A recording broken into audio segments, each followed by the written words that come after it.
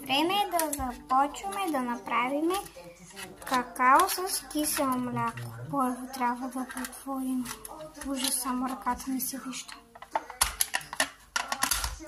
Добре, отворихме го. Сега ще ни трябва лъжичка. И трябва да го сложим тук в купичката. Ти да бъдеш тук. Ще сложа колкото се може най-много.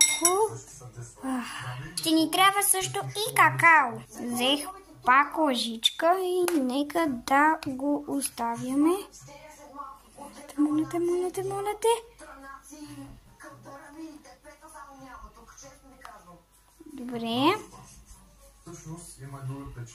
Добре, хубаво стана. Още малко.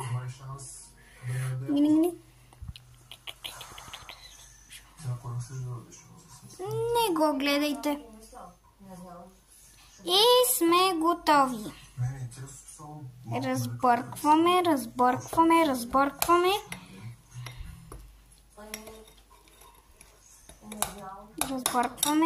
И готово. Вече сме си направили кисело мляко с какао.